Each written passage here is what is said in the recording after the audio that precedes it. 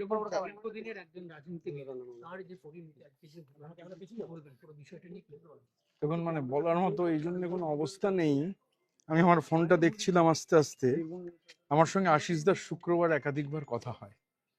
আমি মোবাইলটা বার করে দেখছিলাম, প্রথম আমার সঙ্গে সকালবেলা 10টা 12-তে কথা হয়, তারপর আমি একটা কল মিস করি 3টে 10-এ, তারপর আবার আমি ফোন করি 3টে 57-তে কথা হয়, এবং প্রায় 12 মিনিট কথা হয়, সেই শেষ। মানে তারপরে আশিসদার সাথে কথা হয়নি।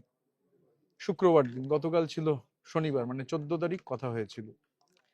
সকালবেলা যখন ফোন পেলাম, প্রথমে মনে হয়েছিল যে অবিশ্বাস্য ব্যাপার, এবং তারপর যখন আশিসদার সুইসাইড নোট, সেই সুইসাইড নোটটা দেখলাম, আমি আস্তে আস্তেও দেখছিলাম সুইসাইড নোটটা।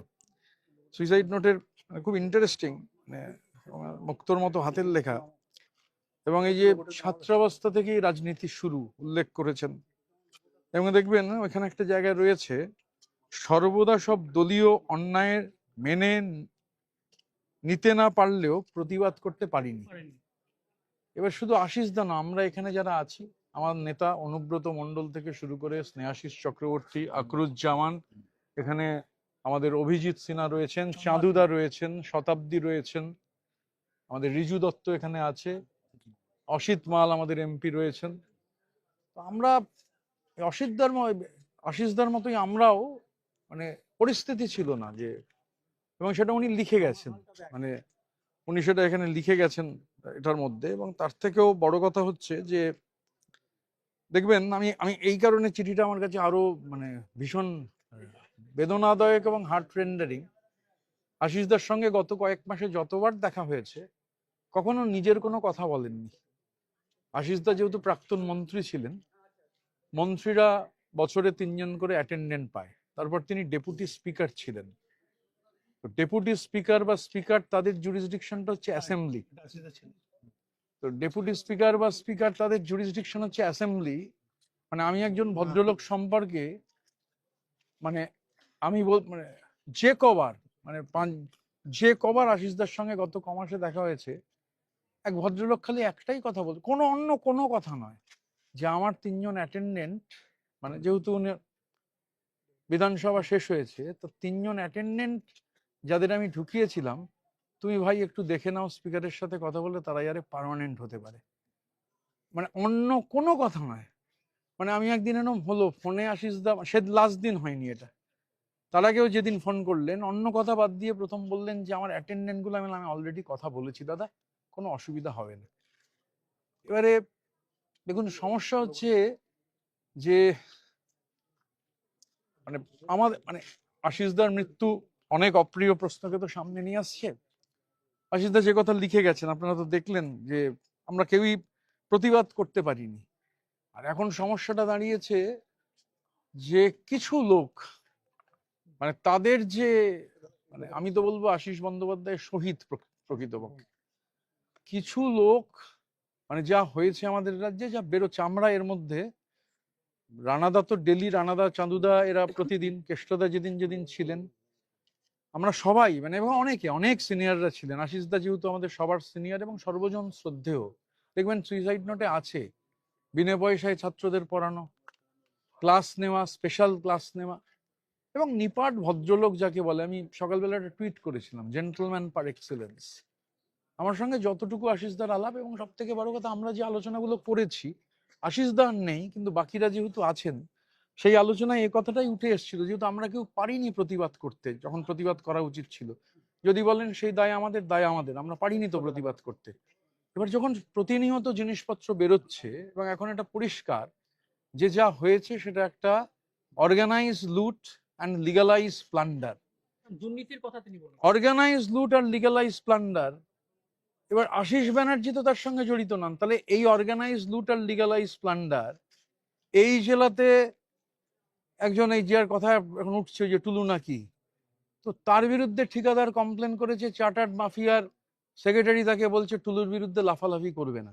গোটা রাজ্য জুড়ে বিভিন্ন যে জ্যামিতিক নকশা, কতিপয় লোক হচ্ছে অর্গানাইজ লুট আর লিগালাইজ প্লান্ডার চালিয়েছে, আর তার দায় দিতে হচ্ছে অগণিত। মানে আশিসদার মতো সর্বজন শ্রদ্ধেয় মানুষ এরকম আরো অনেকে আছেন।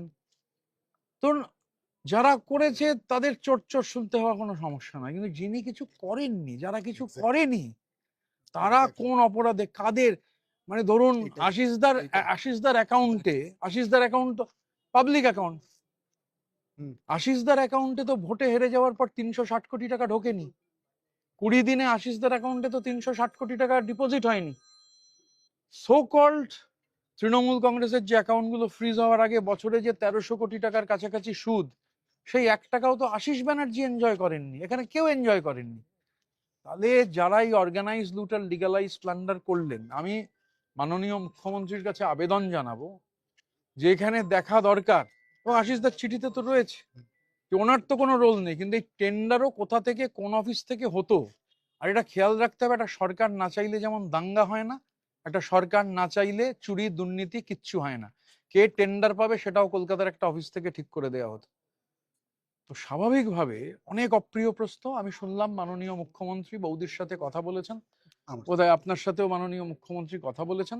আমি ফর্মালি সোমবারই মাননীয় মুখ্যমন্ত্রীকে চিঠি দেবো, কেননা এটা হতে পারে না যে গুটি, মানে একটা তো মাফিয়া সিন্ডিকেট, সেই মাফিয়া সিন্ডিকেটের মাথায় কাছে কারা আছেন সবাই জানেন। কিছু লোক অ্যারেস্ট হয়েছে, কিছুই করে না, সমাজ সেবা করে, পাহাড় কিনে ফেলেছে, সে জেলে আছে। তো আশিস ব্যানার্জি তো অধ্যাপনা করতেন, আশিস ব্যানার্জি তো পাহাড় কেনেননি, প্রশ্নই ওঠে না। তাহলে এই মাফিয়া সিন্ডিকেটের যারা যুক্ত এবং তাদেরই জেলায় জেলায় যারা প্রতিনিধি, তাদের মানে তাদের চিহ্নিত করে অবিলম্বে দৃষ্টান্তমূলক শাস্তি দিতে হবে।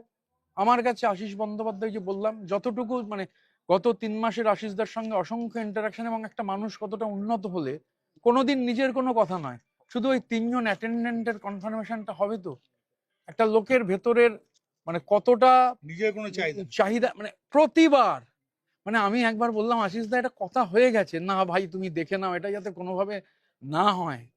It's a commitment, this is politics, this is commitment.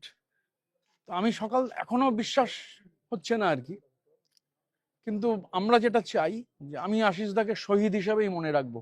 এই অর্গানাইজ লুট আর লিগালাইজ প্লান্ডারের যে মাফিয়া সিন্ডিকেট, সেই মাফিয়া সিন্ডিকেট যারা চালিয়েছেন, সেই সিন্ডিকেটে রাজনীতিবিদ আছেন, এক শ্রেণীর সাংবাদিক আছেন, আমলা আছেন, পুলিশ আছেন, আর ঠিকাদাররাও রয়েছে। এদের সবাইকে আইডেন্টিফাই করে দৃষ্টান্তমূলক শাস্তি দিতে হবে। আমি মাননীয় মুখ্যমন্ত্রীকে, আমাদের আকরুজ্জামান সাহেব আমাদের অপোজিশনের চিফ হুইপ আমাদের সঙ্গে আছেন, আমরা সোমবারই যৌথভাবে মাননীয় মুখ্যমন্ত্রীকে একটা চিঠি দেবো, আবেদন জানাবো।